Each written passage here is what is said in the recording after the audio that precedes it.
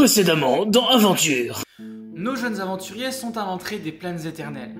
Devant eux, une immense structure de glace s'est formée, mais une rivière leur bloque le passage.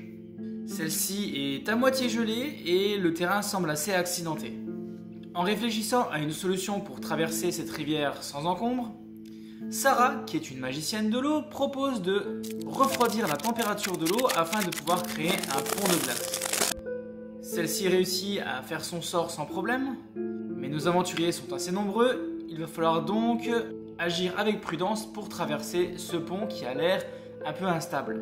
La plupart de nos jeunes enfants vont réussir à traverser ce pont sans problème, sauf Artus, qui va faire une petite baignade dans l'eau et se geler le popotin, et perdre quelques points de vie au passage. Arrivé de l'autre côté, ceux-ci remarquent que plus loin sur la berge gisent des corps complètement glacés. Après une brève inspection des lieux, ils remarquent que ceux-ci sont en fait des soldats de Castelblanc. Et à leur tête se trouve le maître espion, dont on n'avait plus de nouvelles depuis un moment déjà. Après plusieurs heures, nos aventuriers arrivent enfin à sauver ces soldats gelés et à les ramener près d'un feu de camp. Par chance, ces soldats sont encore vivants sous la glace. Après les avoir dégelés, ils arrivent enfin à prendre contact avec le maître espion, qui les remercie chaleureusement. Chaleureusement, remercier, gelé, vous avez compris le jeu de mots ou pas? Le maître espion leur explique qu'ils sont tombés dans une embuscade par tous les mages de glace qui étaient là et qui sont apparus d'on ne sait où. En effet, le groupe du maître espion était en train de fouiller les abords du village au pied de la structure de glace, quand tout à coup, tous les soldats leur sont tombés dessus. Ils étaient bien trop nombreux pour eux, ils ont donc fui vers le lac, mais les mages de glace les ont poussés dans l'eau et les ont gelés ensuite. Maintenant qu'ils ont repris des forces, le groupe du maître espion va se retourner vers Castelblanc, et nos aventuriers, eux, restent sur leur garde en abordant le village. Au premier abord, pas âme qui vivent ici. Tous les paysans sont gelés dans leurs cabanes, à part un seul qu'ils retrouvent en plein milieu du village. Celui-ci est armé, et celui-ci avait l'air de se battre au moment où il a été gelé.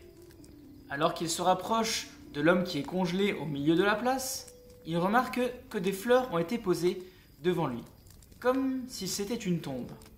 Et à ce moment, en un instant, nos aventuriers se retournent car une voix les appelle. « Ne vous approchez pas de mon frère !»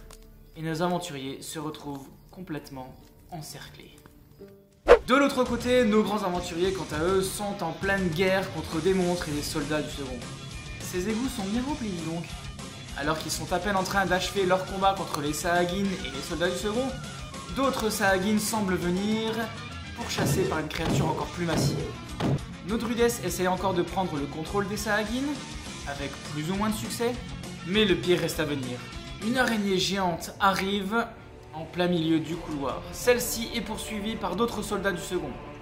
Une lutte sans merci s'engage dans le couloir. Nos grands aventuriers finissent à peine le combat contre les Sahuagin et les soldats restants de leur côté, qu'ils se concentrent maintenant sur cette araignée géante face à eux. Les soldats du second qui sont derrière l'araignée sont pour l'instant impossibles à atteindre. L'araignée prend quasiment la totalité de la place dans cet égout. Cette mêlée générale, qui pour l'instant était à l'avantage de nos grands aventuriers, tourne vite au drame. En effet, l'araignée est très puissante et ses longues pattes peuvent faire de nombreuses attaques. Et n'oubliez pas les amis, une bête coincée est encore bien plus dangereuse car elle n'a plus rien à perdre.